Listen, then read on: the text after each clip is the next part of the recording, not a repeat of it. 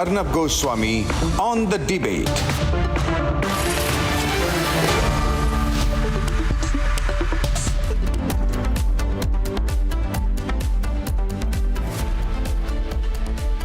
And ladies and gentlemen, good evening and welcome to the debate. Now, the Adani Group has denied being charged. You had the Adani Group today, which came up and strongly denied allegations of bribery and violations of the US Foreign Corrupt Practices Act against Gautam Adani, his nephew Sagar Adani, and key executive Vineet Jain in a case filed by the US Department of Justice. Now, naturally, ladies and gentlemen, because this had been the specific point on which the Congress did press conferences, there were numerous media articles. And what was those articles about? The articles were that there were specific and damning allegations of bribery and violations of critical American Foreign Corrupt Practices Act by Gautam Adani, by Sagar Adani, and key executive Vineet Jain. The Adani Group denies this today. And top lawyers of the country, Mukul Rohatgi, Mahesh Jethmalani, put out statements, and therefore, naturally, when you have two of the leading lawyers of the country, the Adani Group, a denial of an indictment, politics, when all of this happens in one day, naturally it becomes a top story. But ladies and gentlemen, I don't take anything at face value. And therefore, I won't even take what Adani is saying at face value. I won't even take what Mukul Rohatgi and Mahesh Jethmalani are saying at face value, though I do respect both these gentlemen. But what I will do tonight on my program is that I will have a very interestingly poised debate. A one-of-a-kind debate, the kind of rare debate that you do not see on live television, where you have two top lawyers of the country. On the one side, ladies and gentlemen, Mahesh Jethmalani, senior Supreme Court advocate, one of the country's finest, most argumentative criminal lawyers, also a member of parliament. And versus him tonight will be none other than C. Aryaman Sundaram, a man with more than 4 decades as a brilliant lawyer, senior Supreme Court advocate. And I think he takes the other side tonight. This is a rare debate. It's a debate on legality, technicality, but at the core of it, I hope to give you some sense on the debate tonight on whether or not Adani's claims that he has not been charged are correct, A. B, on whether the Adanis are in trouble, and C, whether the politics over the Adani case is appropriate. So viewers, let me place these two gentlemen on the screen to give you complete proof that I have actually managed to get both these gentlemen to face off with each other. And there they are, ladies and gentlemen, Aryaman Sundaram with a wry smile on his face, and we have Mahesh Jethmalani going through his phone or papers. I can tell you one thing, it's going to be an enjoyable conversation. It's a classic debate that I have placed for you tonight. Just as a quick introduction before I go across to them, those are my debates this evening. I have Mahesh Jethmalani versus C. Aryaman Sundaram on the top story of the day, which is the Adani indictment face-off. We had a lot of politics on it. I'm going to move on from that to the situation in Bangladesh. Ladies, totally support what the Information and Broadcasting Minister said earlier today about the fact that our culture is different, and OTTs operating in India will have to be sensitive to our culture. And that debate on what popular culture can be and what lines OTT platforms should not cross is a very popular debate with lines open at 9 o'clock. And here are the headlines this Wednesday evening on the debate tonight. There is not a single piece of evidence in this indictment. There is no violation of the Foreign Corruption Prevention Act in India. Congress is reading too much into this indictment, and they have been aided by the democratic deep state. Dismissing allegations against Adani Group, India's top lawyers Mukul Rohatgi and Mahesh Jethmalani counter what they claim are false and misleading allegations of the United States. They say there's a democratic deep state weaponizing the American courts. Need to get him back. First, the Yunus regime arrests ISKCON priest Chinmoy Krishna Prabhu, and now they are contemplating a ban on ISKCON. They say ISKCON is a religious fundamentalist organization and that the ban is being contemplated. Can I have him on, Mahesh? Geography से जिन countries से social media के ये platforms निकले हैं वहाँ की sensitivity और अपने देश की सेंसिटिविटी में बहुत बड़ा फर्क है कि जो अपनी पार्लियामेंट की स्टैंडिंग कमेटी है वो भी इस विषय को Union Minister for Electronics and Information Technology Ashwini Vaishnav calls for the need to strengthen existing laws to address the proliferation of vulgar content on social media and OTT platforms. He says that there is a vast difference between the culture of our country and the cultural context of the regions where these social media apps originate. Get Jethmalani on.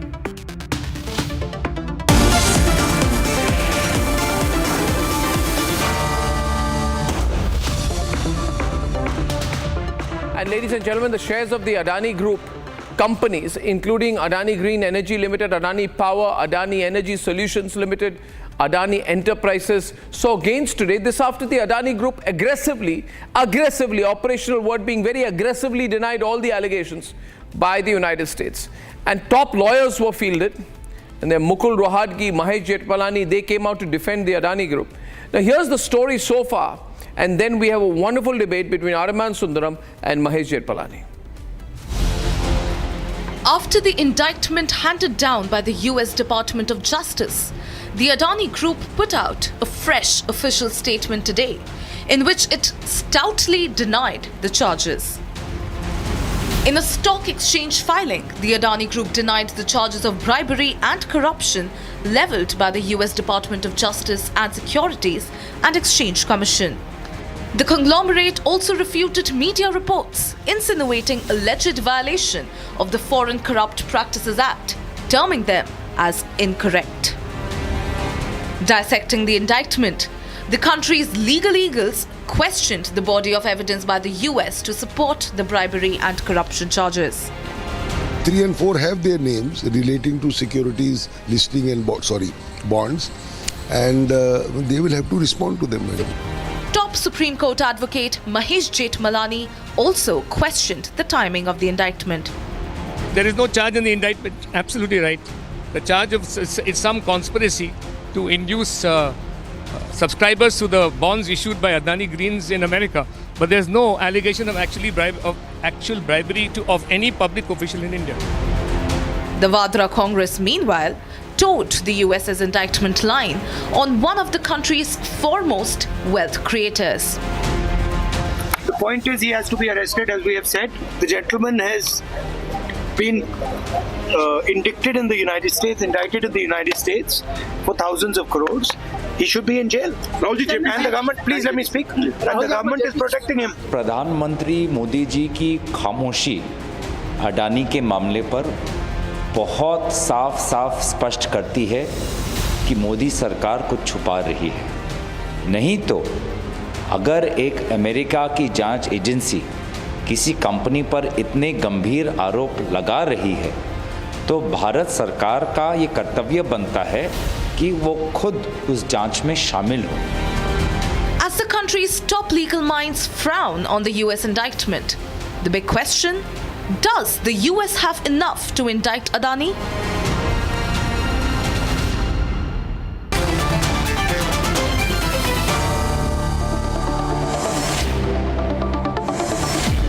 And what you've been looking forward to, Ariman Sundaram versus Mahesh Jethmalani. Now, may I have the preliminary positions of these two distinguished gentlemen, please? We know Mahesh Jethmalani's position, and Mahesh Jethmalani feels, Mr. Sundaram, that it's all clear.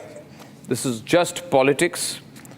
Congress wants to use this to divert attention. The indictment is rushed, lacks substance, and also says that specifically there is nothing against Gautam Adani, Sagar Adani and Vineet Jain, which was the sum and substance of the response that the statements they put out today, Mukul Rohatgi and Mahesh Jethmalani. What is your view on this case and the aggressive counter response of the Adani Group earlier this morning? Well, in the first instance, I find it very amusing for it to be said that it's a political vendetta or otherwise. I'm very surprised because I'm sure that they're not alleging that the United States government is involved in a political vendetta against the Indian government. I'm sure that's not the suggestion. The fact of the matter is this. It is no doubt true, and this should be clarified, that the FCPA, which deals with conspiracy to commit offenses against the United States, does not indict Adani. That does not indict Adani. However, what Adani has been indicted in is conspiracy to commit security fraud, A, B, security fraud, and C, wire fraud. In all these three, they have been charged. Now, that is for me more worrying. I'll explain why. The FCPA is concerned with corruption of American officials. It's concerned with corruption on the United States soil. Adani has not been indicted for corruption of any American official. Frankly, if he was, it may not have concerned me as much as what does concern me, is that what he has been indicted for is corruption, is a securities fraud based on corruption of Indian government officials. That, according to me, is very serious. To say that there is no indictment against him is wishing away something which is totally untrue. There is a very serious indictment. The indictment is securities fraud, wire transfer fraud, conspiracy to securities fraud. And the basis of this is there was corruption of Indian government officials. Now, unlike India, where there's merely an FIR, and the FIR can just be the first report and action is thereafter taken, indictment in the United States requires a solid element of evidence, which of course is then to go forward and be proved or disproved, but definitely a strong prima facie reason for indictment. What has been produced according to the indictment are actual electronic exchanges, which in words seem to indicate corruption of Indian officials for the purpose of creating a happy scenario for entering the American securities market, which is why America is involved. Otherwise, the United States would not be involved if it's mere corruption of Indian officials with no repercussion on the United States. The whole case against them is there has been corruption of Indian officials, and based on this, the securities market has been tapped and approached in the United States and large monies raised. Now, that is a very serious indictment, and I would only like to summarize it with this one statement. If true, it is something which the present government, which has always stood so strongly against corruption, would definitely frown on, and I'm sure would take very strong action on, because this government has always stood against corruption and would definitely want an inquiry, would want an investigation if there was any corruption. On the other hand, since the whole world is full of this corruption of Indian officials, I feel an inquiry, an investigation is necessary, that if it is not true, that the name be cleared and India's reputation is restored. And I'm sure, and I believe that this government would definitely take this very seriously, the indictment, have an inquiry, have an investigation, if nothing else, to show that, to tell the whole world that this is not so. But the indictment against them is there was corruption of Indian officials. The reason there's an indictment in the United States is the offshoot of that corruption was to falsely raise monies in the American market, which is why America is involved. As far as I'm concerned, as an Indian, I am concerned with that part of the indictment based on a lot of electronic exchanges of emails that Indian officials have been corrupted, Indian officials have been bought. And one way or the other, I believe this is something which warrants a very serious investigation in India. Mr. Ariman Sundaram, you won't believe there are any motives behind it. You take it at face value. You don't believe there are any larger motives at play here. Are those not important? I have great faith in a judicial system of any democracy. I respect a judicial system, and I would wish and hope that our respect for a foreign judicial system would be as strong as we would want the foreign country to respect our judicial system. And therefore, at this juncture, I cannot say, let's just wish it away as though it did not happen.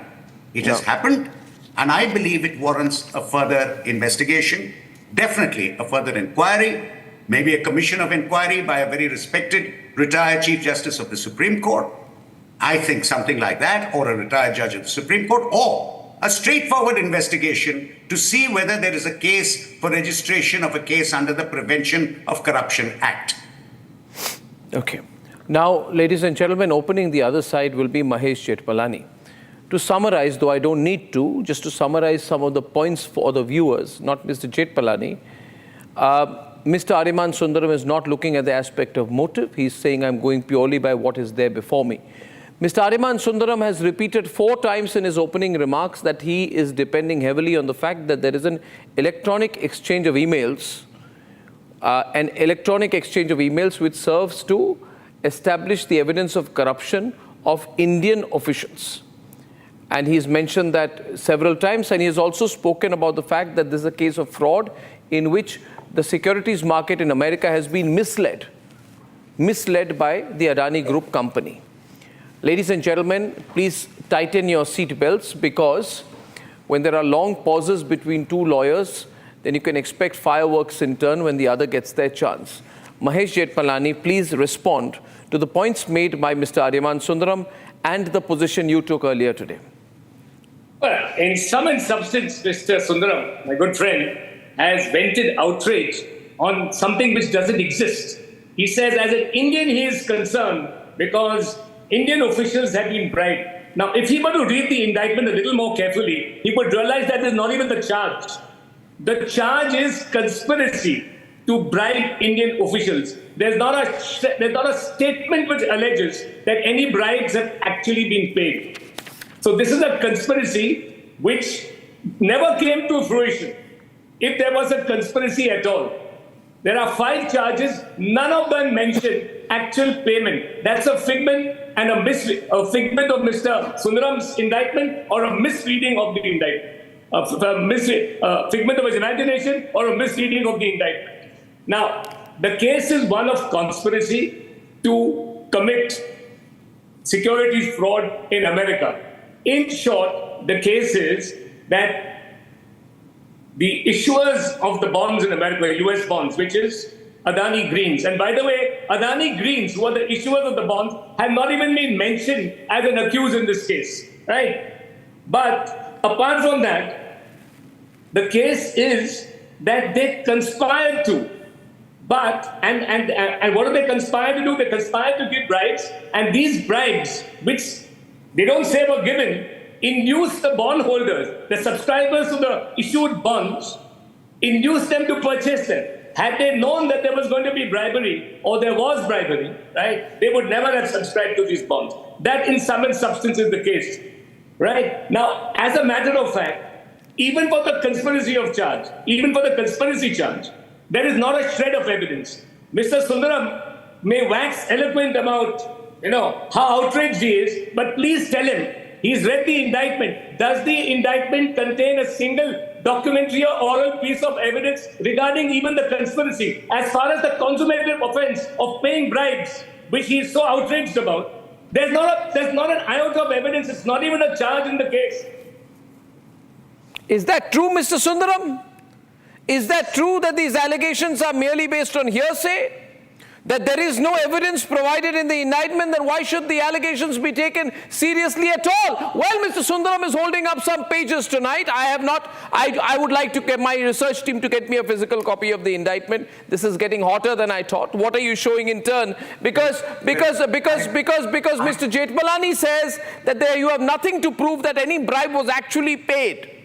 Oh, I like that. I really enjoyed that. Because what Mr. Jethmalani says is, and trying to pick holes in the indictment, says, I say, the actual bribe was not paid. They only offered bribes. They only offered bribes. They went to the government officials and they said, please take some money, 3,000 crores, we're offering you X, Y, Z. I'm not quoting the figure. And I find it amusing, absolutely amusing that Mr. Jethmalani should say, oh no, there's nothing wrong in offering bribes to government officials. Why not? Why not? How can they be faulty for offering bribes? We live in a country where we should feel it's our birthright to offer bribes. I find it ridiculous. I'm sorry to say, my dear friend Tony, I must say, to say that, oh, it only offered bribes, the indictment says very clearly that so much money was offered, and then there were emails regarding the offers, and thereafter contracts came to be signed. Mr. Jethmalani says, but where is the evidence to show the bank detail that the bribe was actually paid? It was only offered, and strange coincidence, after the offer, a contract is signed. Oh, what a strange coincidence. I would love to believe that the bribe was offered and refused, and yet the contract was signed. I'd love to believe it, which is why I started by saying we need to have an investigation in India. We need to have an inquiry, so that if, as Mr. Jethmalani says, we have government officials who say, sorry, I will not take a bribe. I'll sign the contract without a bribe, but I will not take the bribe. I want it to be stated to the world as to what a clean country we're in, which is why I'm saying I started with that. If true, we need to get to the bottom of corruption. If not true, we have to show the whole world that what Mr. Jethmalani says is that these officers who are offered bribes refused all the bribes, officials refused bribes, yet signed a contract at huge prices is perfectly justified. Because I can read the indictment for you, you will find very, very clearly that it says that offer of bribes and mention the people involved. They've mentioned it, they've referred to the electronic exchanges which offer these bribes. Well, beyond that, I really cannot say anything, because I cannot say today that these bribes were actually given, actually offered, actually taken. I can't say it. That is the purpose of investigation. I started with that. This is a case which warrants an investigation in India. How it turns out, if it turns out that this is all baseless, I would be the happiest person in the world. If, on the other hand, it turns out it is correct, I would want those government officials definitely to be brought to book, because this is a government which we have in the country today, which has cleared so much corruption that there was in the past. And I would like this government to continue with that and to ensure that there is no corruption even now. I would like Mr. Jethmalani to respond to the mix of satire and tearing attack by Aryaman Sundaram, who was mocking you, Mr. Jethmalani, saying that you are actually endorsing the process of offering the bribes, which per se is against what has been written in the risk factors of the offering circular when they went to the US Securities Commission, point 104. That it says that it is a risk that employees may take actions that can expose Adani Green to liability under anti-bribery laws. The argument being made by the prosecutors is the Adani Group knew but did not reveal that their employees and themselves were taking actions which would expose them under anti-bribery laws. Now, bribery becomes the key issue in point, Mr. Jethmalani.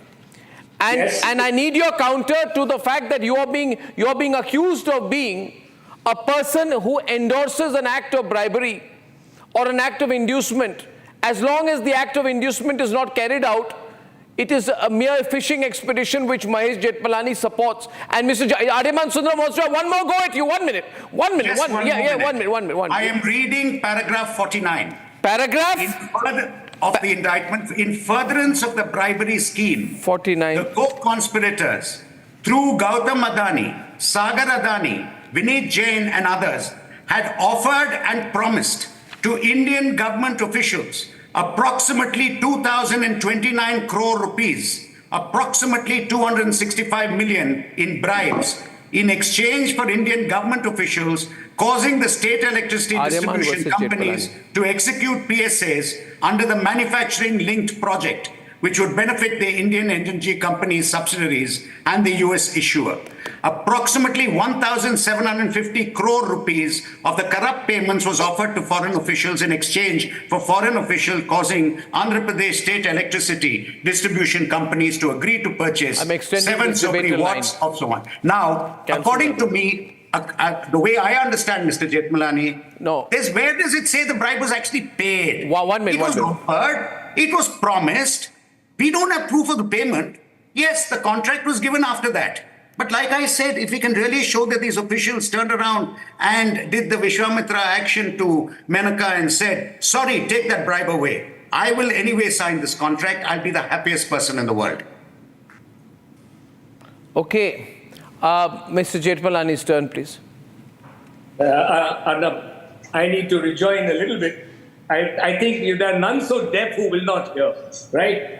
I said that there are 5 charges. Not one of those 5 charges, right, say that bribes were paid. Not one of those charges. The charge is one of conspiracy.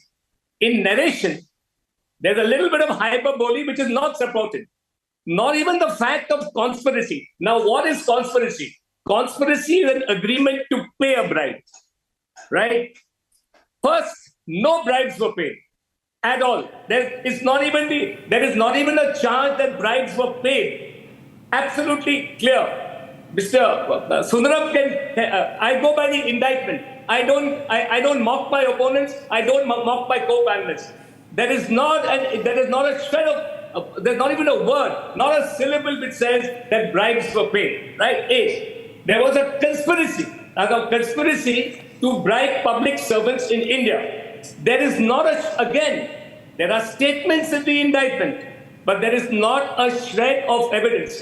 Please tell Mr. Sundaram, right, since he is so profuse about his support of this indictment, please tell me what is the evidence in support. As I said, there's nothing to suggest the substantive offense of bribery. But what is the evidence to even suggest that there was a conspiracy? I'm saying, there was no actual bribery. The indictment doesn't say so. The specific charge, and there are 5 of them, none of them say that there was actual bribery involved. None of the charges. There's a conspiracy, right? Even they don't know whether it actually fructified. I am saying even for that alleged conspiracy, Mr. Sundaram, there is not a shred of evidence. Please point out the evidence, unless you have blind faith in the indictment and those who have perpetrated that indictment.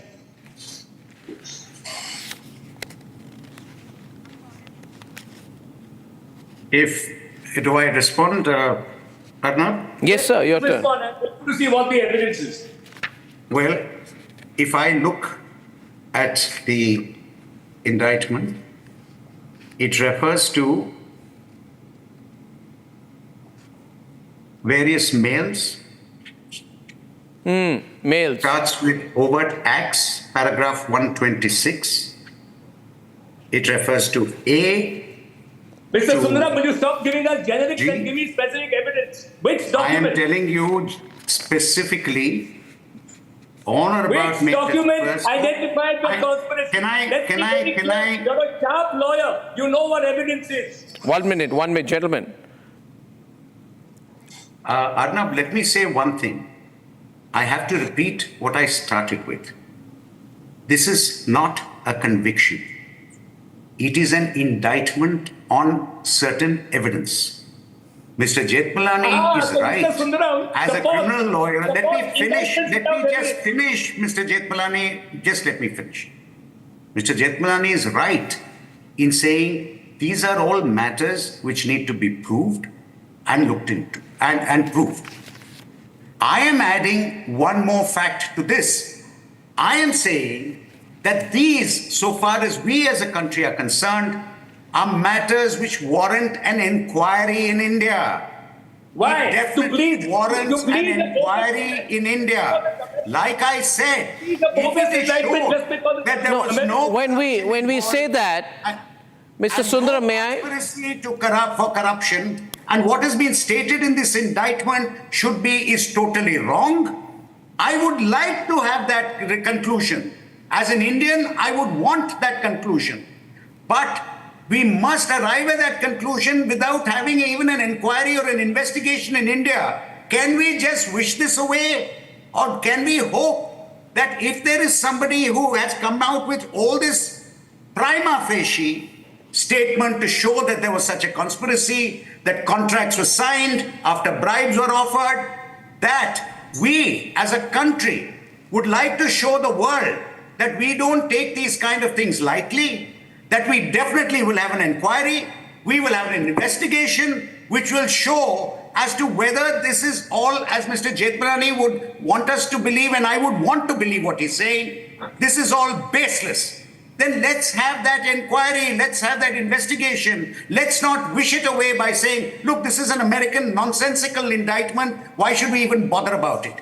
The indictment is, whether we like it or not, that the securities fraud has arisen through corruption or, as Mr. Jethmalani would point out, perhaps attempted corruption, a conspiracy to corrupt in India. Whatever it is, it throws a blemish on us in India. And I believe that this government, without whatever Mr. Jethmalani or I saying, will in itself order an inquiry or an investigation. Mr. Sundaram, there are 2 points that I would like to bring into the debate now. You are saying that based upon what somebody has said, our government needs to move into action. The conclusion would be that that somebody is someone who has the Indian criminal justice system, the Indian legal system, and the Indian judicial system under their thumb. Why should the Indian legal executive system be subservient to the American system? That's point number one. Point number two is, tomorrow, if a court in Bhopal indicts Elon Musk, how do you expect the American government to respond? We must be practical here and do everything possible to maintain the independence of our own criminal justice system, our own judicial system, and not make it subservient to that of the Americans. The second point is that these emails. Now, I come to the issue of these emails. Arnab, I want to say something about those emails first, if I may. Okay. In paragraph 104 and 108, there's a reference to two emails, right? Take it from me that those emails are a part of the entire narration, right? But they have no probative value as to the charges made in the indictment. None. But there's a more serious issue. These are emails of an Indian citizen, right? And they have no probative value. I am sure that the Adanis would not mind putting these in the public domain, all right? But because I've seen the narration about those emails, so I have some idea what they are about. Paragraphs 104 and 108. How does the Department of Justice get access to the private emails of Mr. Gautam Adani? These were not copied to anybody. This DOJ is the democratic deep state tapping our citizens.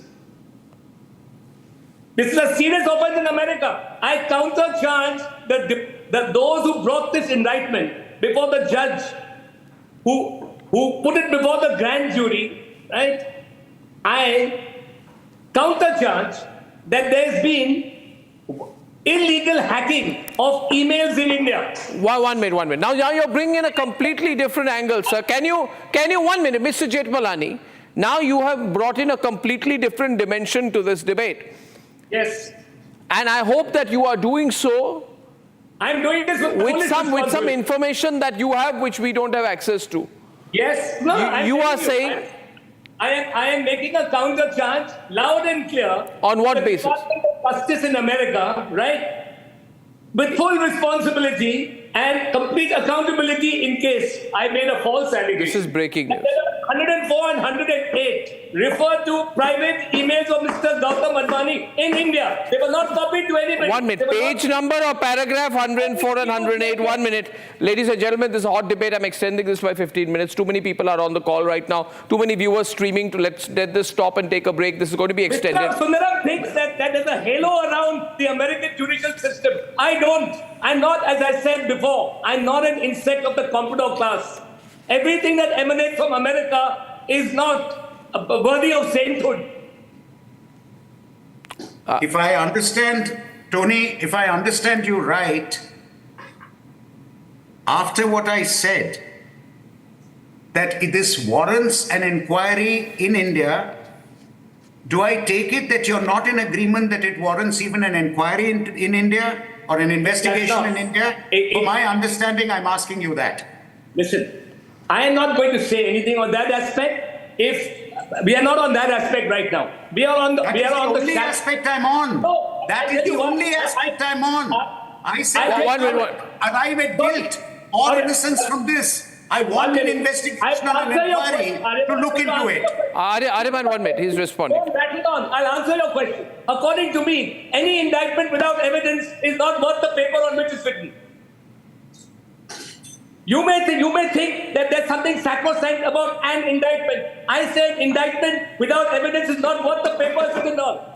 Don't waste Indian judicial time But and investigation authorities' time. But he refers to emails. And you're not able to point out what evidence even discloses the conspiracy. But he says there are emails. There are emails, Mahesh. Yes. Emails which are the evidence. The emails are the evidence, Mahesh. Who says so? And records of meetings. Aryaman Sundaram says so on the. Sundaram says so. I'm giving you 2 paragraphs on 104. He also. Not pointing out 104, which paragraph are you? 1 minute. I have 104 before me. You've referred to 104 numerous times. The offerings. There are emails which could only have been got by American hacking, by the DOJ hacking, by whoever put this case before. Those emails are referred to. I am now talking about the documents. Mr. Sundaram doesn't bring documents to prove the conspiracy charge, let alone actual bribery. I am now saying that the personal emails, how did the Department of Justice or whoever placed them before the judge concerned, the Department of Justice, how did they obtain these private emails of an Indian citizen? I need 1 minute. We are now, may I say so tonight, ladies and gentlemen, that for all the people out there who say that, people are not interested in deep news, let me say this in the middle of this feisty and hot debate, that the thousands of people tuning in to watch this debate between Mahesh Jethmalani and Aryaman Sundaram, including, I am told, many law students who are now tuning in, law students commenting on this debate, saying this is the kind of conversation we need to have. And for that, I'm grateful to both these gentlemen for making it happen. Now, I need to go back to Mr. Aryaman Sundaram. Please, Mahesh, with your permission. You'll have to give me 10 minutes. This is getting too big. Mr. Sundaram, I wish your response on the point that Mr. Jethmalani says. He says that there has been espionage, that the Department of Justice has hacked the emails of the Adani group, and therefore he has cast a shadow over the emails which you have referred to as evidence. Could you please respond to that point he's made? Let me respond to it straight away. I will take what Mr. Jethmalani says. I will take it that it was hacking, that these emails were illegally acquired, that it really casts a huge blemish on the American system for adopting such methods, unlawful methods, to garner such private emails. I accept all that, but the fact is, those emails were got.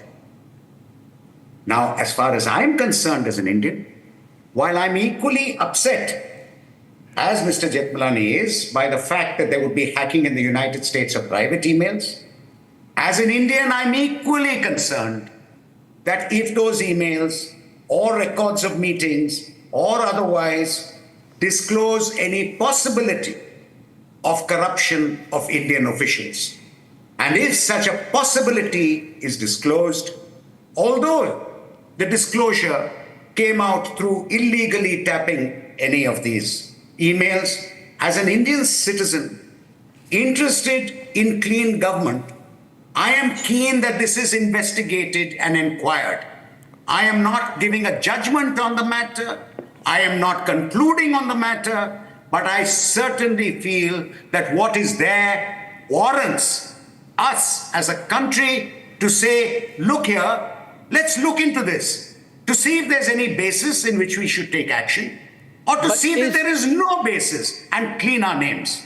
I feel that should not be objected to. Mr. Ariman Sundaram, is there a possibility since Now, before you step in, just one question, just one response.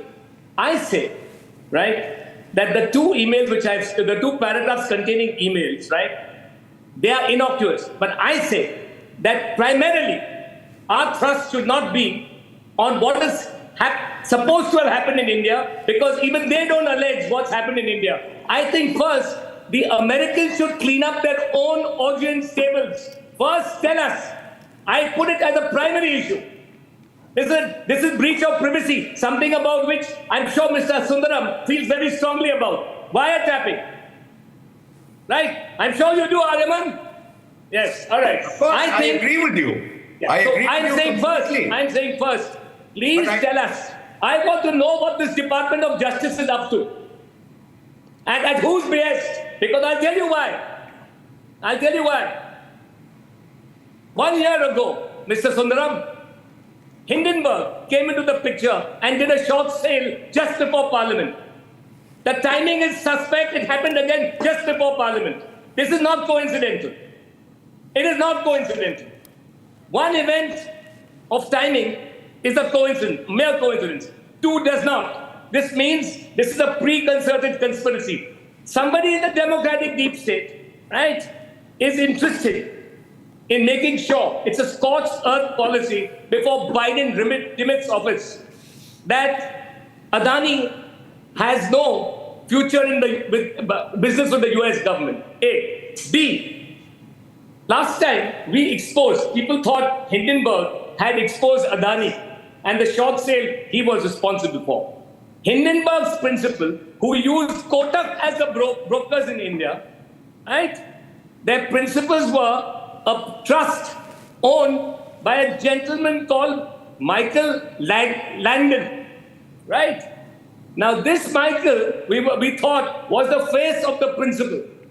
His wife was one Anla Chen, who the Americans, right? And she was the joint holder of that trust. She was a very influential lady in New York.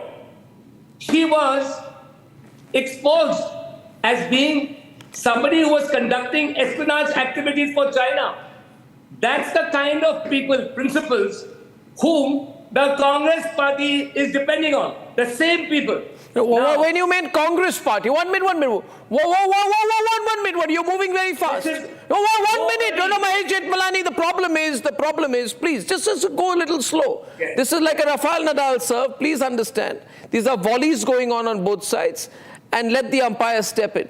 You're moving very fast. You went from American deep state to Trump coming in, Biden going out, scorched earth policy, right? And then you have quickly moved on to the Congress party.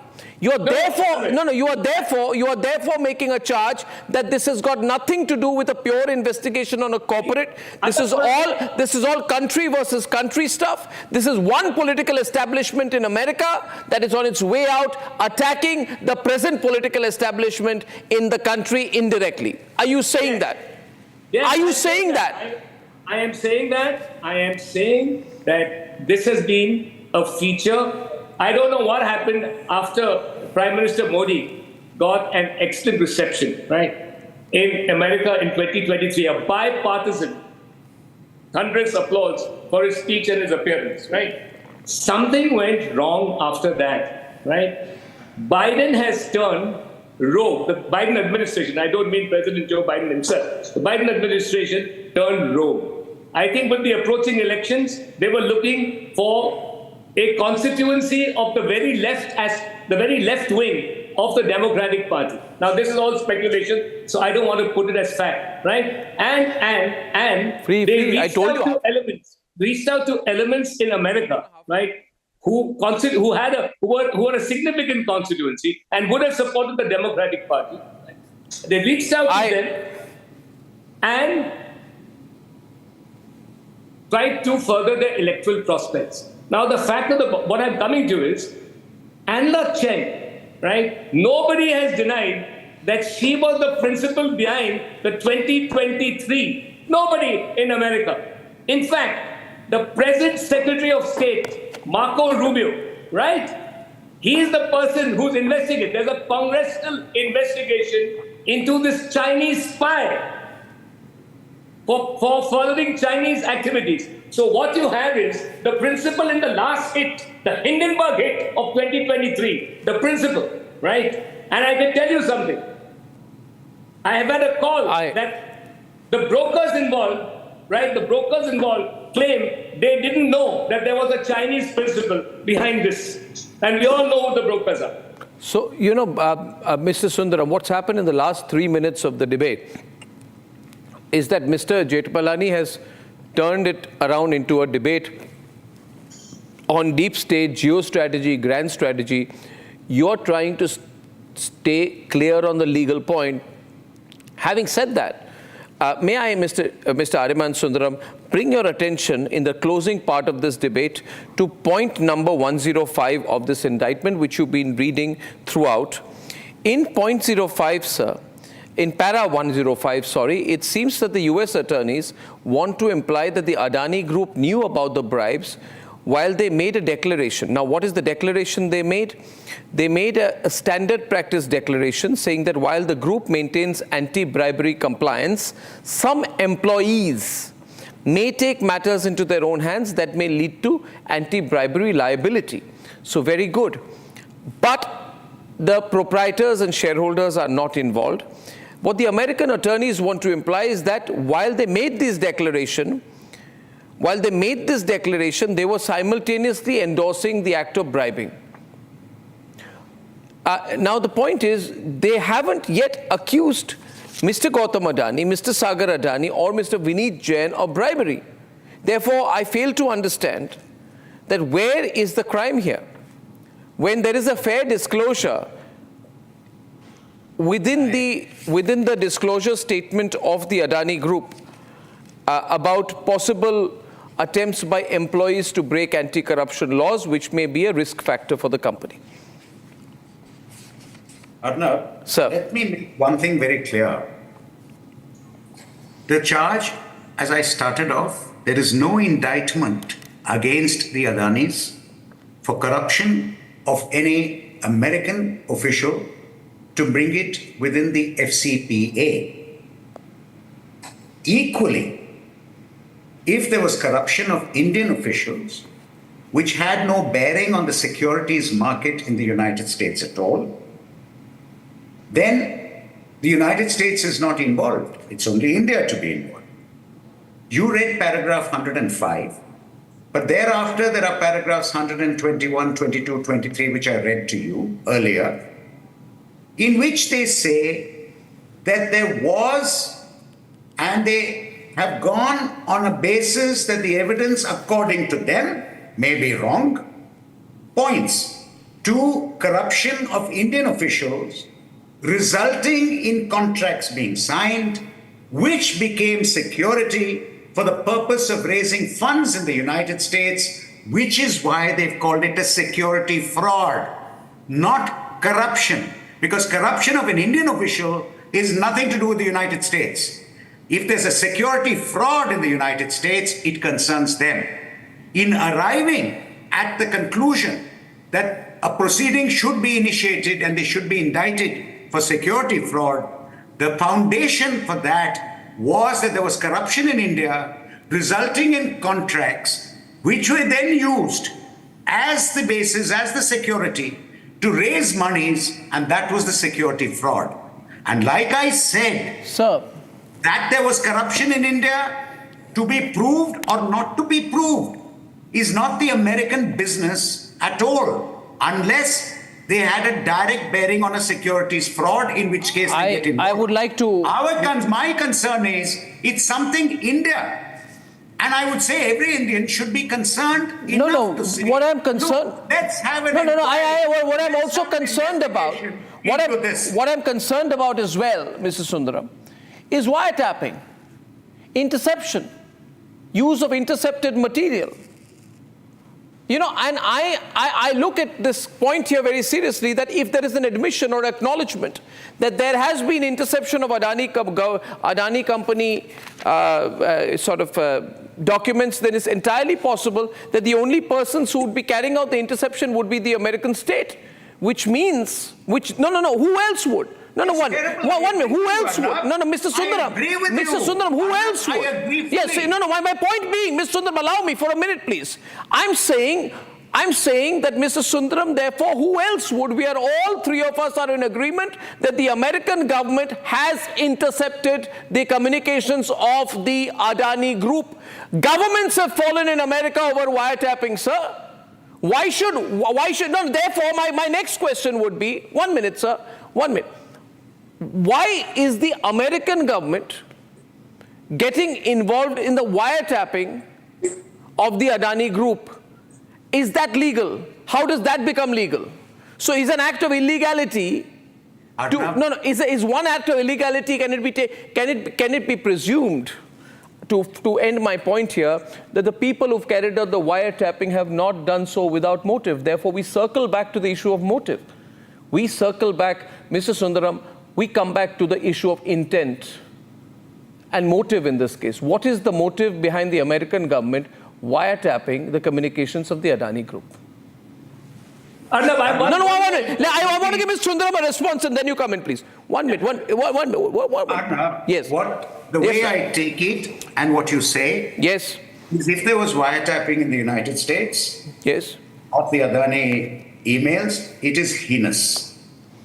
If the American law allowed them to do it, and by their laws, if they'd followed the system, even in India, telephone tapping is heinous. However, there is a procedure under law, it can be done. Now, we don't know how that was done, but I'll take it that what you're saying is right, that they did not follow their procedure and illegally wiretapped. I don't believe that can be true because they have their own system of wiretapping, like in India. We have our own system by which you can wiretap, even in India. Now, let's take it that it was wrongly done. But the factum of those mails, the factum of the evidence of meetings, that factum cannot be wished away. And while we can say and shout out from the skies that America has invaded our privacy and the wiretapping was wrong and the Adani's wires were wrongly hacked, their mails were wrongly hacked, I am concerned with the fact is if that hacking disclosed a corruption in India, I am very concerned about the corruption in India. How do I know what has been used selectively or not selectively? And the American government for wiretapping equally clean up if there was corruption in India. That is my entreaty. That is my entreaty to all of you. That's my only entreaty.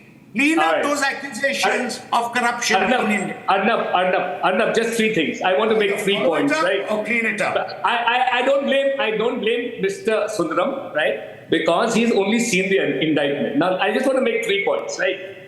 First point is that these emails, which are referred to in 104 and 108, and could only have been obtained by hacking, right?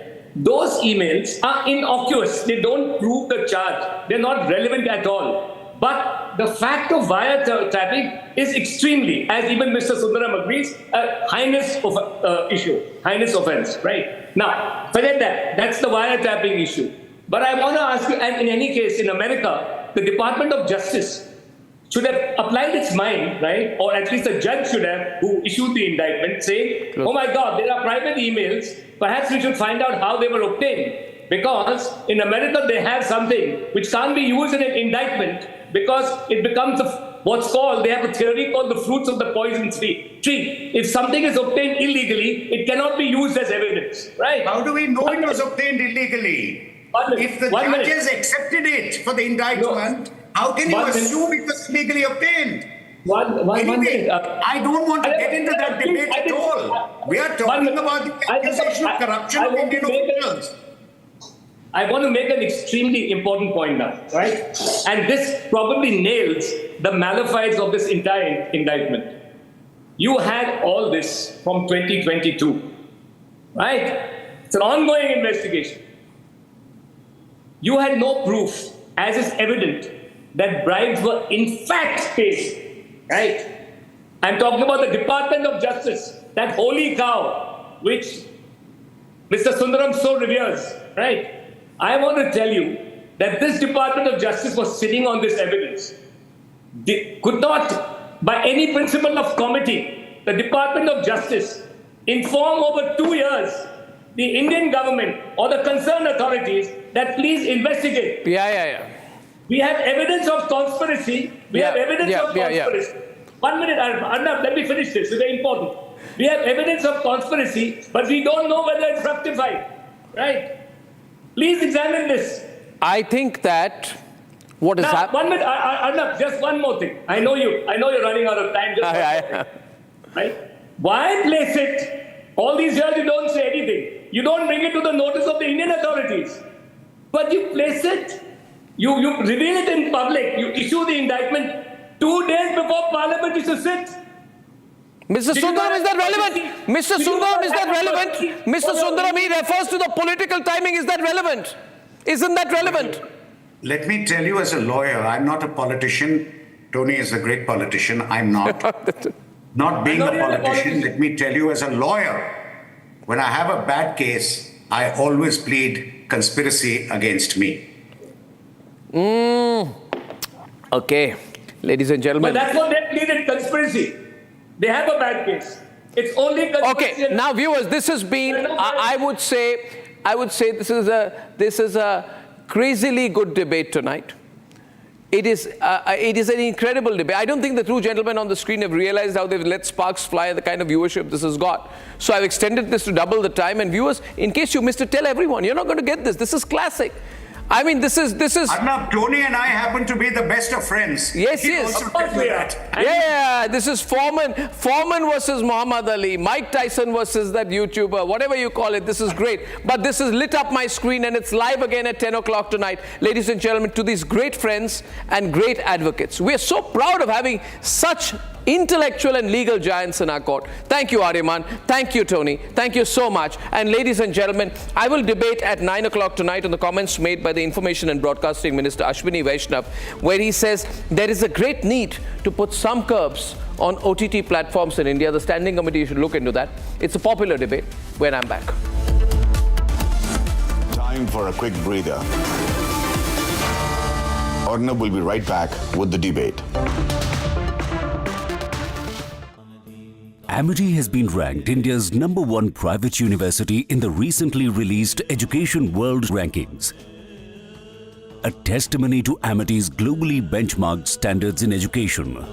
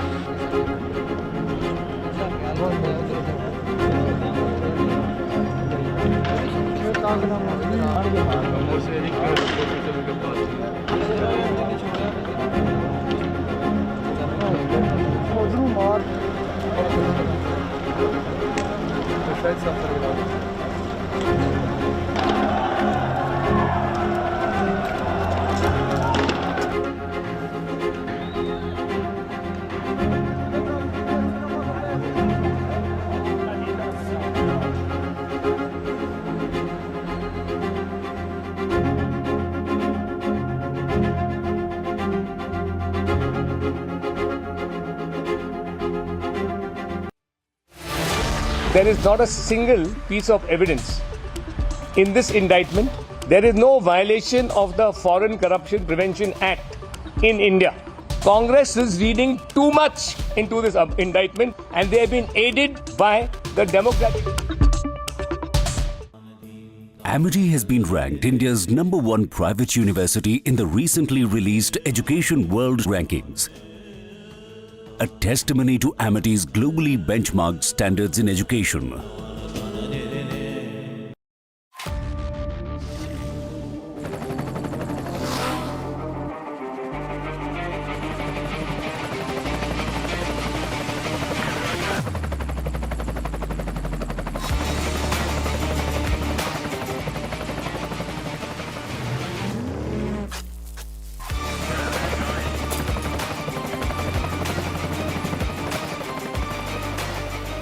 Director, the taste of success. The 26/11 Mumbai attacks, the Marcos operation is something that the whole world knows about. On the 26th of November 2008, one of the most harrowing, sleepless nights that would bring Mumbai to a standstill, the complete country to a standstill, and worried beyond measure. The city that never sleeps turned into a battlefield for 10 Pakistani terrorists.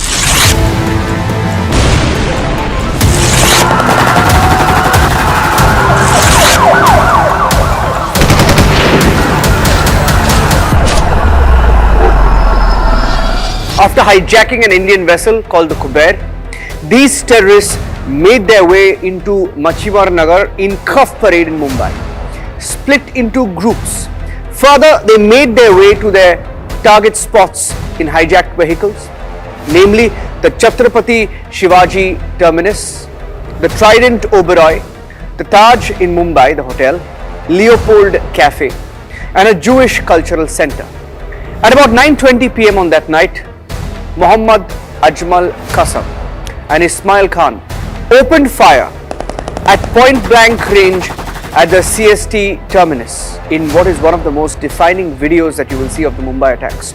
The other raids targeted the Taj and the Oberoi Trident Hotel close to 9:30 p.m. And at this point, at this juncture, Maharashtra Secretary, back then Johnny. From the Republic Media Network headquarters, it's time for Arnab Goswami on The Debate.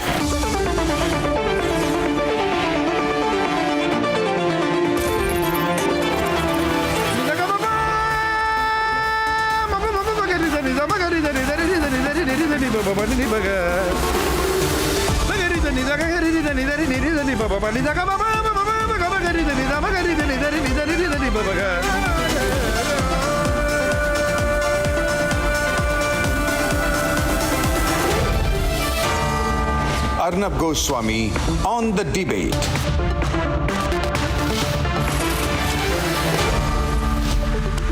Ladies and gentlemen, couple of points. Today, more than 700 million Indians watch OTT platforms. The total number of people who can access the internet has crossed 800 million. 80% of the internet users in India are accessing some kind of video streaming service.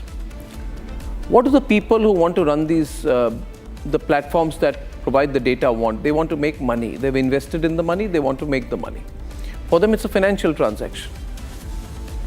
But what kind of content is being consumed? I'm not a prude, but ladies and gentlemen, if you see some of the web series that are on some of these OTT platforms, if you see the kind of content, if you see the extent of pornographic content that is available freely today, ladies and gentlemen, when you see things that make it look like this country has no cultural boundaries, no Lakshman Rekhas, no decency, no morality at all. And if you ask questions about it, you get this woke reply that everything is about freedom of choice, freedom of expression, everything is freedom of creative liberty. But what kind of creative stuff does Ekta Kapoor these days on her web series platform? And it's a question, Ekta Kapoor, to you directly. Ekta Kapoor runs something called Alt Balaji. I want to ask people like Ekta Kapoor, what kind of content do you run on Alt Balaji, Ekta Kapoor? I'm asking you, are you proud of it? And it's not just Alt Balaji. It is also the kind of content that is available on the foreign OTT platforms and any OTT platform. And there is no regulation. Why should there be no regulation? Is it because this sector needs to remain unregulated? And if there are no controls, no regulation, does anyone take responsibility of the kind of impact that this will have on our society and our culture? Do we need to become like the Canadians, like the Americans? Where is our Sanskriti? Is talking about our Sanskriti and our culture something that makes us medieval and backward in our thinking? No, ladies and gentlemen, it's a question of pride, which is why I felt very proud at what Ashwini Vaishnav, the Union Information and Broadcasting Minister, said today when he said that our cultural context in India is different.